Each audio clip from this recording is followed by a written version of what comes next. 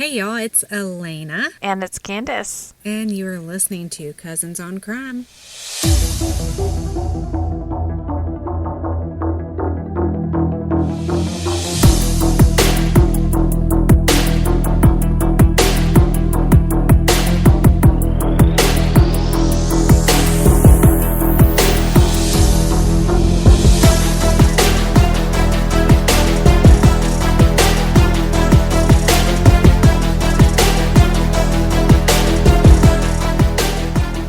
Guys, I'm going to let Lena tell this story in peace because I'm going to try not to cough all over her story.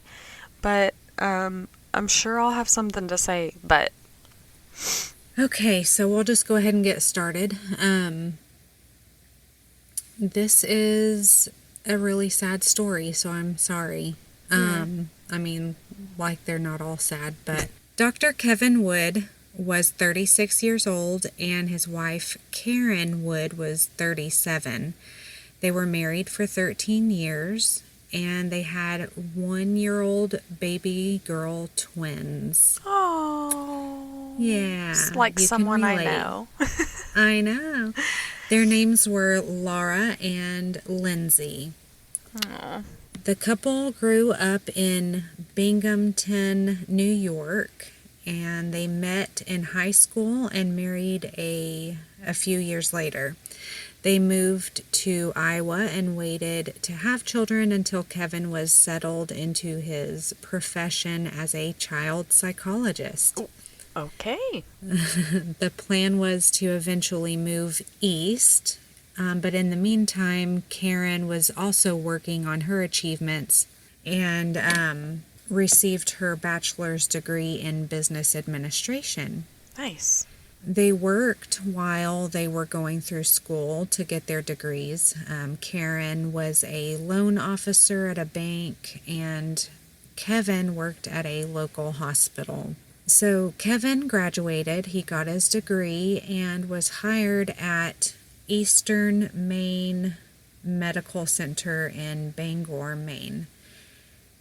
He would be working with children in behavioral health, and they moved from Iowa to Herman, Maine in July of 1988 so that he would start his new career. A month after they arrived in Maine, they moved into their new home. It was the last house near the dead end of a one-street subdivision called Treadwell Acres. Oh. This was a newly built neighborhood and was previously a wooded area, and behind their house was a wooded line of trees just beyond their property line. Creepy. I would love that. I just like that kind of scenery. But yes, every time I see a house in the woods, I'm like, what's lurking out there? Snakes. So within a few months, they made some friends, Tim and Maggie Rogers. Tim was Kevin's boss, and they would go on dinner dates, and Kevin joined Tim's Thursday night poker group. So things were going along great. Yeah. Kevin and Tim planned to hunt together in the fall, and they talked about going on camping trips and just being good friends. On the morning of November 15th of 1988, Kevin woke up early to get ready to begin his new job. He gave Karen a hug and a kiss and loved on his baby girls. He then left the house for his drive to work, which would take about 10 to 15 minutes. Karen had told her friends that the kitchen at her new home was the kitchen of her dreams. Oh. Yeah, very exciting times. She was happy with life. She could see everything coming together like they planned and dreamed. Oh. That afternoon, Karen was putting wallpaper onto the walls of her kitchen. Vibes. The wallpaper she picked out was deep blue with tiny white flowers. Oh. Laura and Lindsay had just started taking their first steps, so they were busy little babies. Yeah. You can relate. How is she doing wallpaper? I don't know. Yeah, so you can imagine it was a Yeah. busy day for Yeah. Karen. Sometime after 3 p.m., she took a break from the wallpaper. She put the babies behind the child gate in the living room. It was a bright, sunny, and chilly day, so she put on her dark blue jacket and put on a pair of white mittens, and she went out the door. She went down the steps of the deck. She walked through the fenced-in dog area. She opened the gate and stepped out into the clear opening of their backyard. So there, she's in the backyard. Remember, there's a wooded line of trees. Nobody really knows why she went. So here is where the curiosity begins. No one knows why she went out there. Surely she wasn't planning on being out there long with the twins alone inside of Right. the house. The assumption is that she went outside because she saw some hunters near the property. Like I said, it was a newly built subdivision, and I mean, the woods of Maine have always been, hunters' property.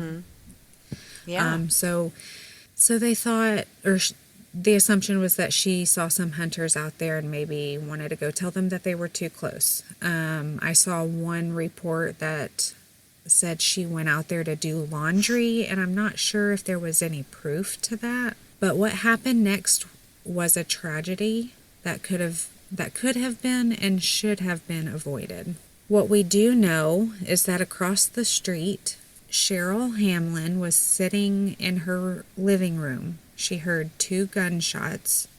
Then she heard a woman scream, help me, dear God, please help me." Oh no. She immediately called the sheriff, and as she talked on the phone, she watched out the window. A man wearing orange pounded on the front door of Kevin and Karen's home. Inside, the babies were crying. So Don Rogerson, who was 45, he worked at a local supermarket as the produce manager. He was married and had 3 kids. He lived all of his life in Bangor. I don't know if I'm saying Bangor right or if it's just Bangor. I guess it probably depends on what Yeah. part of the country you're from. Exactly. But he was a Boy Scout leader. He loved to hunt since he was about 10 years old. And Don told investigators that at about 2:45 that Tuesday afternoon, he and Peter Anderson, his hunting buddy and a lawyer, parked Don's truck at the end of Treadwell Acres Drive, about 200 yards past Kevin and Karen's house. So surely they would have noticed that they were close to a residential neighborhood, 200, a little over a football field. You would think that they would see houses. I don't know. They proceeded into the woods and began their evening hunt. Don's rifle was a 30-06 mounted with a 4-power Weaver scope.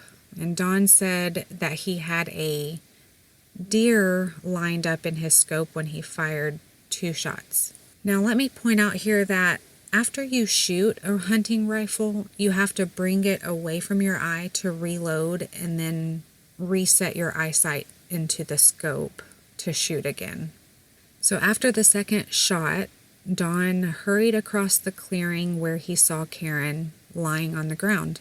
He said he then lost his motor functions. He almost passed out and soiled his pants. Okay. Yeah. He bent down to her to check out, the situation. At first, he saw a little spot of blood on her shoulder, but then he saw the wound in her upper chest. She was still breathing, but with difficulty. Don put a compress on her wound and screamed for an ambulance. He picked her up, walked a few steps, and then put her back down. His hunting partner, Peter, I guess he thought he could carry her to safety All right. or for help, but maybe it was too much. He was losing his bodily functions. So he sat her back down.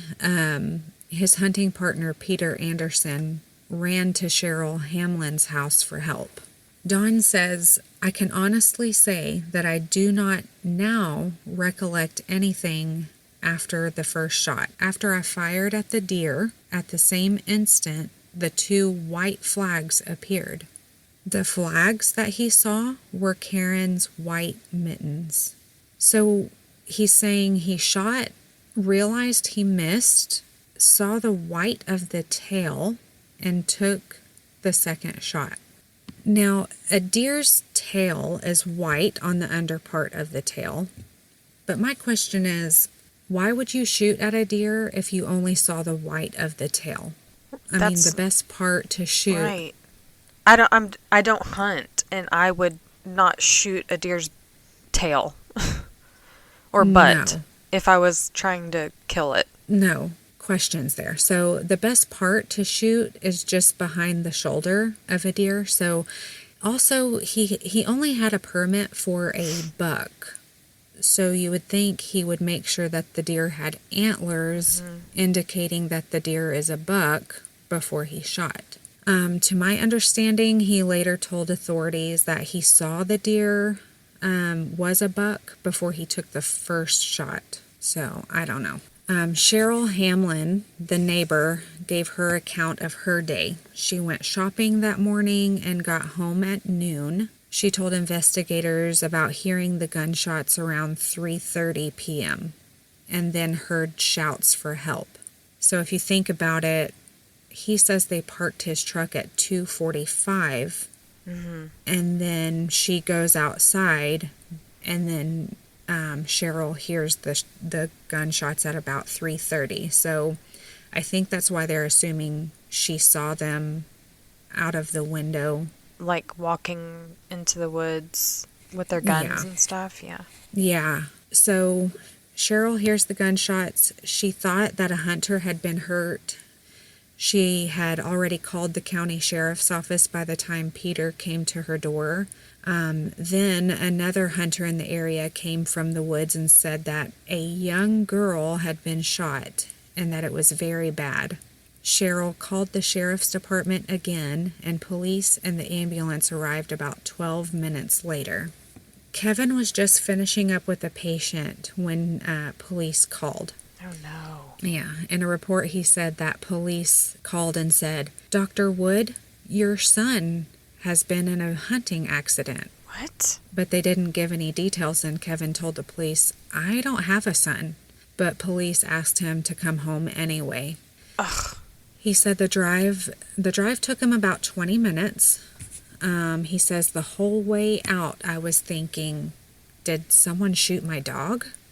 Did a shot go through the baby's upstairs bedroom and splinter glass and hurt them or something?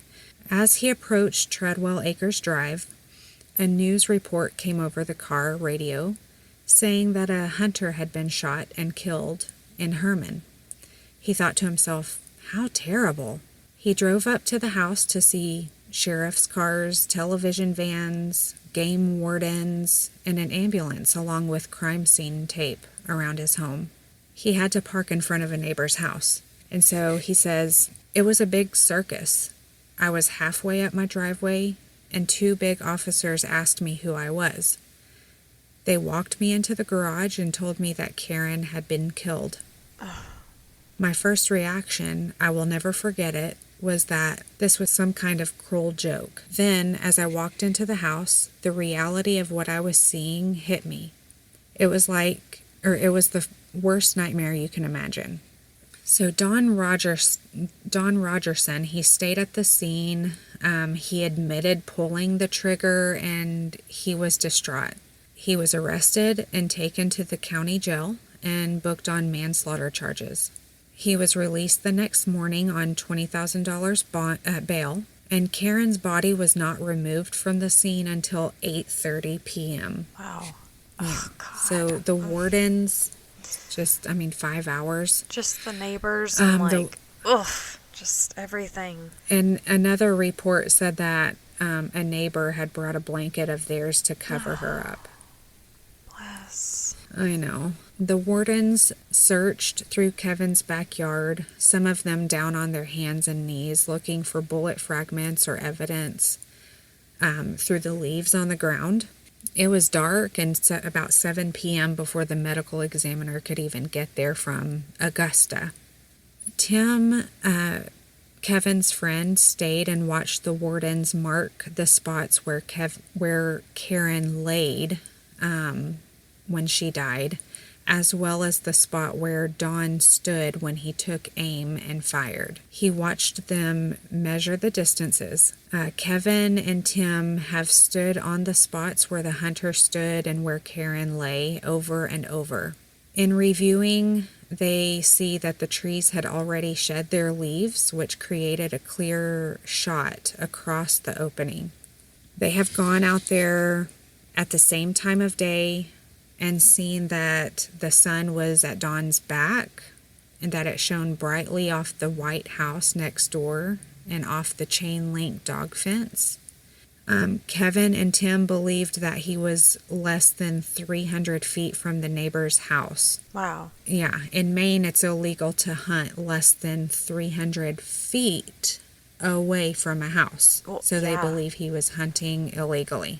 Yeah. I mean, 300 feet does not That's- sound like far enough. Right. So one of the wardens told Kevin that there was not one bit of evidence indicating that a deer had been in the area around the house, let alone in the line of fire. No deer body, no blood, no hair, no poop droppings, no tracks. Yeah, I was going to ask you about that. Did they ever find any evidence of a deer at all? So, investigators, wardens, they never find any tracks. In one report, Don had said that there was a muddied puddle, like where you could see that the water in the puddle was cloudy, like something had just Like disturbed it? disturbed it. Yeah. Thank you. Yeah. And so he put his hand in the puddle and felt a buck print, but yet there's no other tracks around the area. Neighbors and rescue workers helped with the babies. Kevin, of course, did not sleep that night.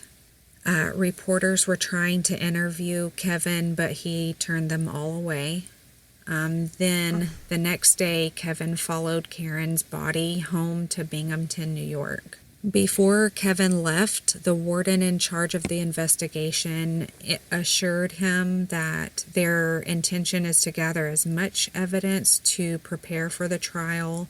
Over the next several days, the wardens took pictures, videotapes, and even aerial view pictures. The tree that Karen stood next to when she was shot was about 135 feet from her house, and it had a bullet lodged in it. So they cut down that tree and took that portion with them for ballistics testing, I guess. The local news reports talked about what a wonderful person Don was. He had been named Employee of the Year at Doug's Shop and Save supermarket, and he was a scoutmaster. The Bangor Daily News labeled the incident a double tragedy. The public started pointing out that Karen went outside wearing white mittens, which might have made it easy to mistake her for a white-tailed deer, as if to victim blame. Oh, come on. I don't know. This is gross. Yeah. The community was split on victim blaming and then saying no, Don was negligent in his actions. So she has to watch what color mittens she goes out in her own backyard with. Got it. Yeah. Noted. Yeah. So Okay. apparently, if you're new to an area, you need to research your surroundings, which, yes, is a good idea. But you have to know that when you're in a wooded area, you need to wear bright orange when you go outside in your backyard and not wear white mittens. Okay. So it's also reported that if Karen had been wearing one piece of blaze orange clothing, she'd be alive today. Not necessarily, but thank you for that. No, yeah. Basically, the reporter was saying she put herself at risk by going into the woods dressed the way she was dressed.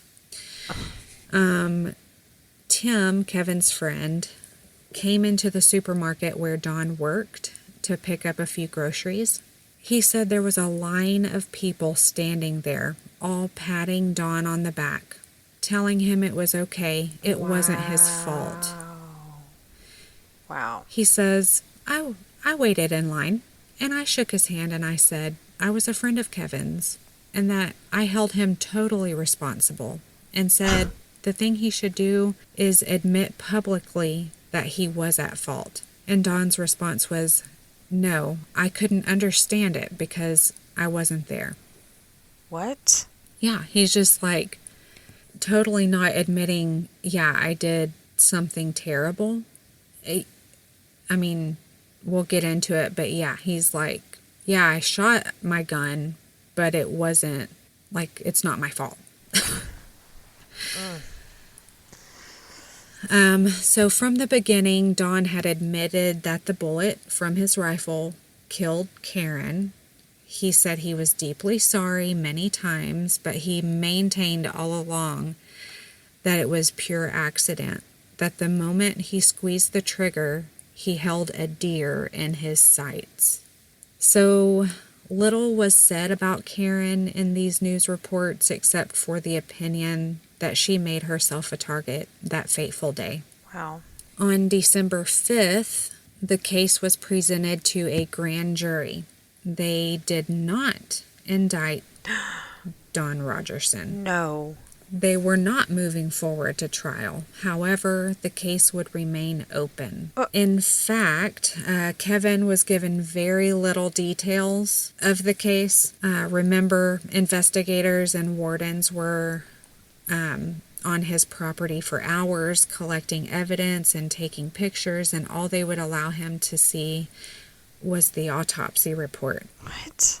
Kevin had gone back to work on December 5th, the same day of the grand jury trial.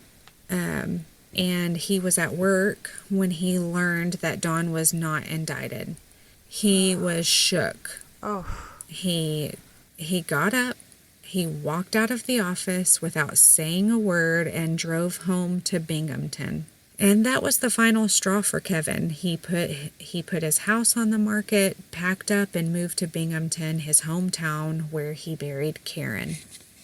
Kevin Wood's lawyer advised him to settle quickly and ultimately settled outside of court for an amount of $122,000. That's pocket change. Yeah, that's pretty much what Kevin said. He called it a pittance, and added no amount of money could bring Karen back. But I guess he would take what he could get. Even though there was plenty of people consoling Don, many people were shocked when Don was not indicted for shooting Karen, because he was reckless and should have been held responsible. Yeah. Kevin's attorney said, I've been around here since 1972, and I've never known of a hunter death when there hasn't been an indictment. Right. And, I mean, there had been quite a few hunter deaths in the area. I mean, remember, it was a big hunting area, and, I mean, accidents do happen, yes. But Kevin's attorney also said somewhere the process broke down in the grand jury. And I'm going to speculate here. Don's hunting buddy, Peter, I was going to ask about him. I was like, he wasn't alone that day. So, go on. Yeah. He was a lawyer. Well, Peter told Don, don't say a word. But Don didn't listen to him. I mean, he was like, yes, he said, I shot the gun. I'm sorry. He didn't want to not just say anything. Right. But do you think that Peter had anything to do with getting his friend off of the hook? I mean, I don't know that for certain, I but mean, he probably like I advised said, him. I'm sure his friend told him, just like make sure you kind of play that victim card a little bit because, I well, mean, maybe, but my point is, I mean, he's a lawyer and he's probably got friends in yeah, high places to probably. help his buddy. I mean, I don't want to accuse, but like I said, just It's speculation. certainly something to think about. So Kevin spent the winter of his home in his hometown of Binghamton. He returned to Maine only a few times to check on the house, which was left frozen in time. Wow. The wallpaper was still only halfway done in the kitchen. Oh my gosh, that's so. Oh, I got chills. Yes, so sad. Makes me want to cry. I feel like I would have gone and finished it for her. So he then moved back to Iowa, where he and Karen initially began their family together and where they had a good group of friends. Kevin talked about how he had settled out of court, and at the very least, he wanted access to the evidence so that he could make it known that his wife was not the least bit responsible for her own death.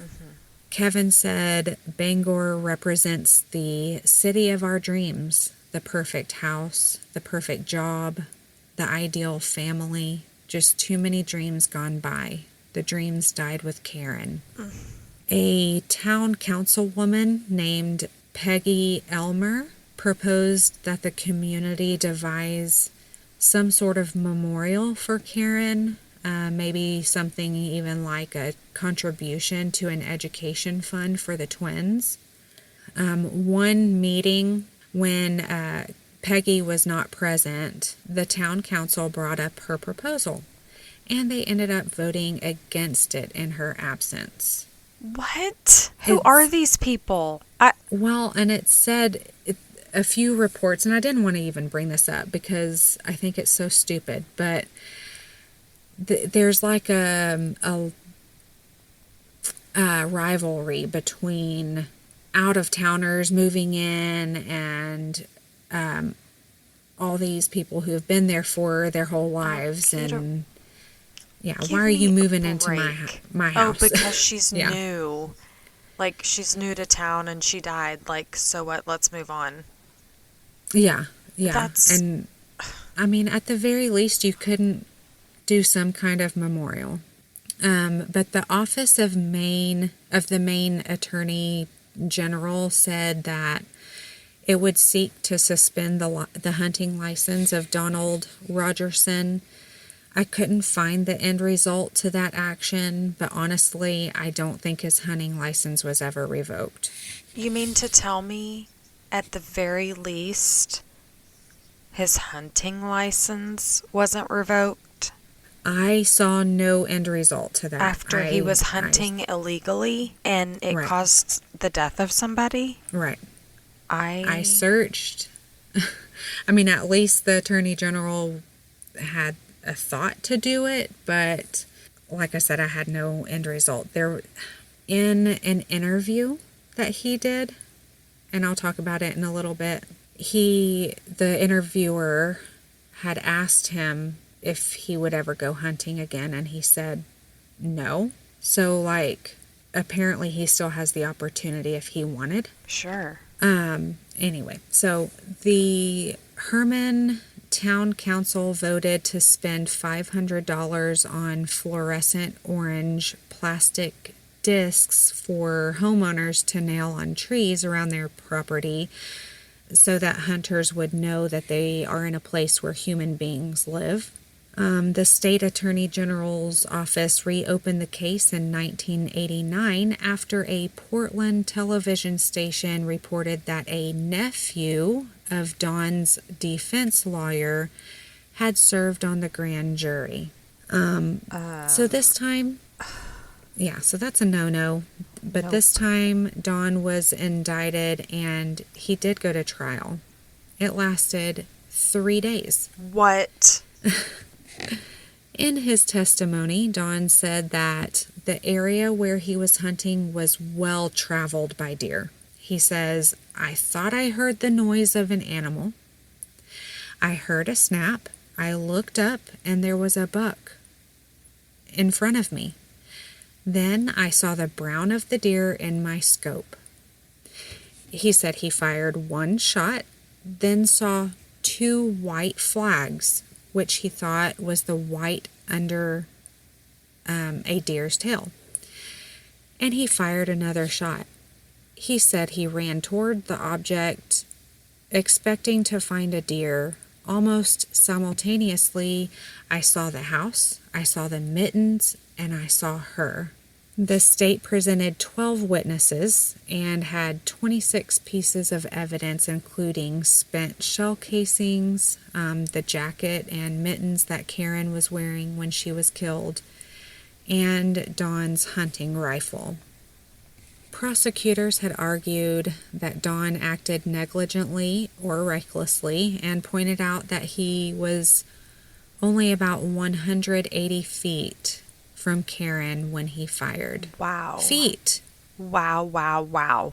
That is not far, y'all. Like, you don't even have to look in a scope to see what you're trying to see at that point, I feel like. And well, maybe. Okay, so he's in the trees. He walked into the woods. Yeah. But Karen is standing in a clearing in her backyard. Right. I mean, yes, she has trees in her backyard, but it's not wooded. Like, when he says he saw two white flags and he thinks it's a deer's tail, what does he think there's two of? Does the deer have two tails? I thought that too, but like maybe the tail's like just flapping. I don't know. But okay, so when you shoot at a deer, a lot of hunters get like the jitters and they get excited. So maybe he just had the jitters from shooting that first shot towards a deer. I don't know. I can't explain it. But in closing arguments, Don's lawyer said no one could prove that he didn't see a deer before firing his rifle. The district game warden and other investigators testified that they couldn't find any deer tracks in the area. The prosecutor said he should have known better when he fired because he was unsure he was shooting at a deer. The prosecutor added, anything less than absolute certainty about the target grossly violates the rules of hunting. Yeah. Guns are designed to kill. Mm-hmm. So the dangers and risks of hunting could not be higher.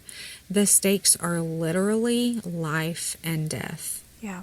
So make sure you know what you're shooting at. And this reminds me, okay, I just had a conversation just a few days ago with one of my friends, and he's an avid hunter, and he went on an elk hunt.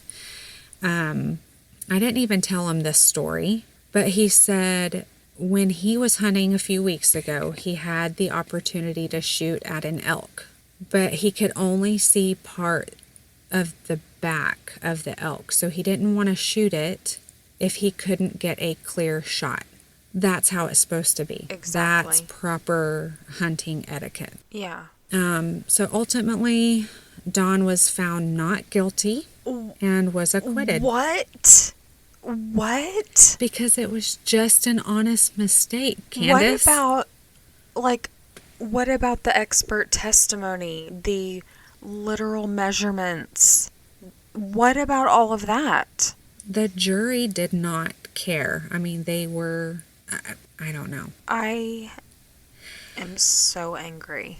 And it is a double tragedy. I feel like to make a mistake like that has got to be devastating. Oh, sure. But like we just talked about, proper hunting etiquette.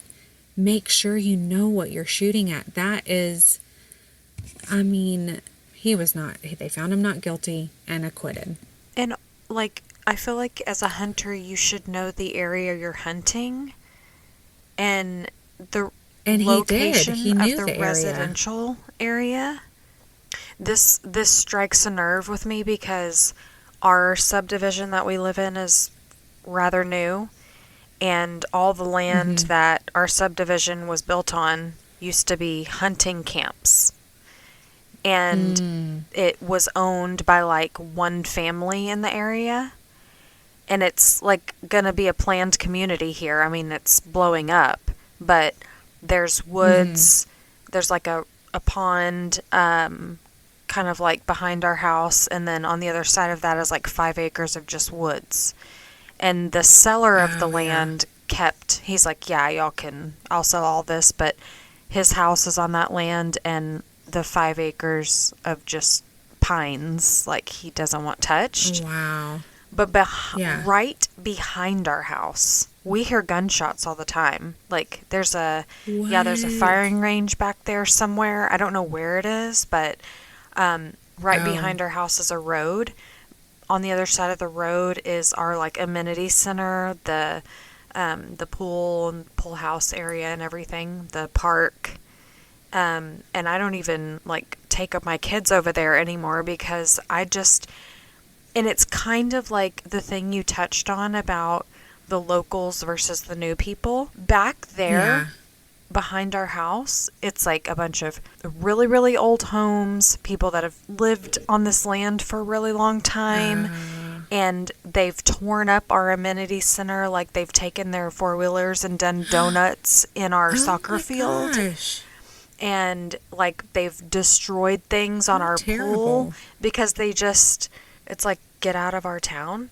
I mean, I don't agree with that type of behavior, that destructive behavior, but like No. this story kind of, it's really ringing true to me because I heard 2 gunshots yesterday, and I looked out the window because Yeah. it sounded really close, and I hear them all the time, and it freaks me out because Wow.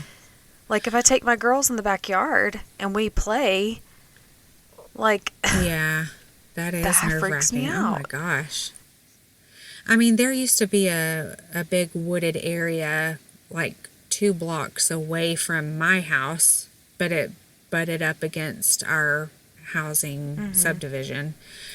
And I would hear gunshots, but they sold the land, so now more homes are being built. So we don't hear gunshots anymore, but so I know what you're saying there, but I mean, for you to really relate to that story with the locals and newcomers, that's crazy. I know it just like when you said that, I was like, man, that's really kind of how it is here because it really is. If you go like my house and like they're building all these new communities out here.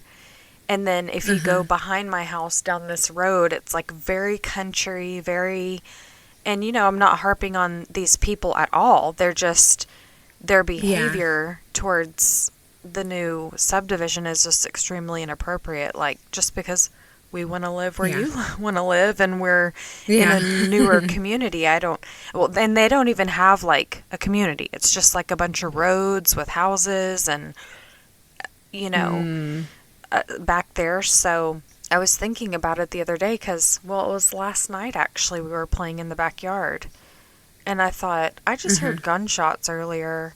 I wonder if we should even be playing back here. But I'm just like, I can't even go in my own backyard and feel safe to take my kids out there to play, because we do have, like, they still do hunting and stuff back there. So. Really? They do on that little bit of land left? Well, it's not the land to the right of our house, but it's all back there is like woods and Oh, okay. There's more woods. And I don't know where that firing range is. I mean, I've heard that it's back there. I don't know where it is, but yeah, it just freaks me out. I'd be doing some research. Yeah. Get that drone up in the air and fly I a should drone have and see what Daniel you can take the find. drone out over there. Yeah. They probably shoot it down. Wow. Well, my last tidbit on the story is Don, he did an interview in 2008 We'll add the link to the show notes to the interview, but I'm not going to comment on the interview or give my opinion. Well, I will give one opinion. I'll say the report is a little difficult to read, just because it kind of goes in circles with excuses. So that's all I'll say about it. If you want to read it, we'll post the link. Go right ahead and read it and form your own opinion. But yeah, that's all I got for you. You know what? At this point, just show some freaking remorse. And he did. He showed remorse. He said he was sorry to whoever would listen. But stop the excuses, though. Like, right. You've dodged one indictment. You were found not guilty. They're not going to ever try you again. So now say, I have to live with this for the rest of my life. I took that mother away from her children because of my actions. Right. Because I wasn't careful. And there's nothing I can do to rectify that. Just say that. Yeah. Yeah. Agreed. Ugh. I just... But anyway, yeah, that was great. Let's do it again sometime. Not that. See y'all later. Bye, y'all. Bye.